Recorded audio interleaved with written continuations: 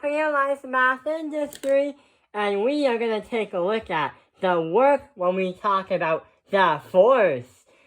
So let's start seeing what happens when we try to solve this word problem right here.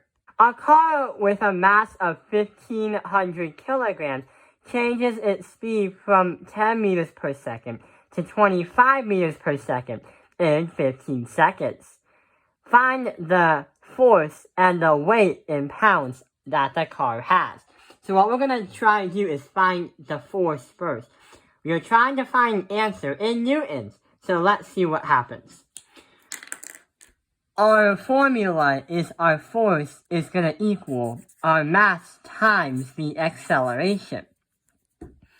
And what happens after that is we already know the mass because our mass is 1,500 kilograms, 1,500 kilograms. However, we have no idea what the acceleration is. If we have no idea what the acceleration is, then we have no idea of what the force is. Actually, yeah, the force! So what we have to do is find that acceleration. So let's start speed dating and see what happens. The car does explain, or the word problem does explain that the car has a final velocity, an initial velocity, maybe a displacement, and it does have a time. So our final velocity is 25. Our initial velocity is 10. We don't need the displacement because that is not what we're trying to look for. And we're trying to find the acceleration. If you said 9.8, nice try, because the car is not actually falling. It's moving somewhere, but it's not falling, because it's already on the ground. And we know that it took the car 15 seconds. What we have to do is try to find the acceleration. There are two options. A, you can do the formula A equals your VF, subtract by your VI, divide by your T. This will directly get to your acceleration. If you want to do something else, you can use the first kinematic equation. Your final velocity is going to equal your VO plus your acceleration by T. So, if you try this, you would have to do a little bit more steps because you have to get your A isolated.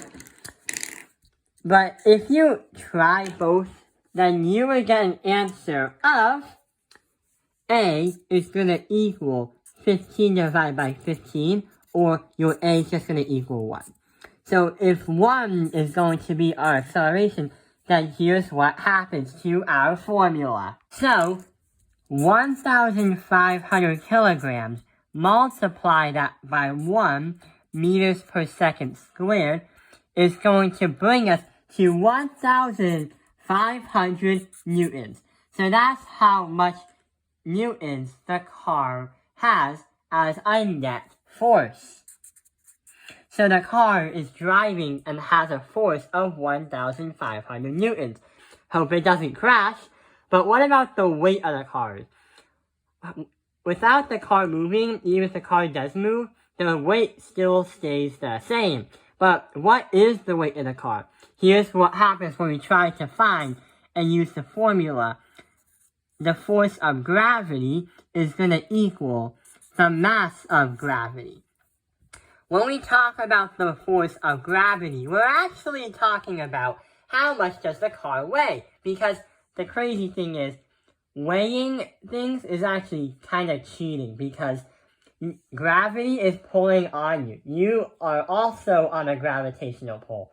That's why this whole so-called planet Earth has gravity. But since there's a gravitational pull, it's pulling on you, causing you to get your own weight on Earth. So it kind of makes a lot of sense. So here's what happens, what we have to do. The force of a gravity is going to equal the mass times the gravity. So your Fg is going to equal 1,500 kilograms and multiply it by negative 9.8 meters per second squared. So here's what happens. When we do 1 0.500 kilograms and divide by 4.45, then if we do that math correctly, we are going to get an answer of 3,303 pounds. So the car weighs 3,303 pounds. And that explains how we can do the force. I hope this video has helped you understand the force. Thank you for watching Tapping Your Life's Math Industry. Like and subscribe.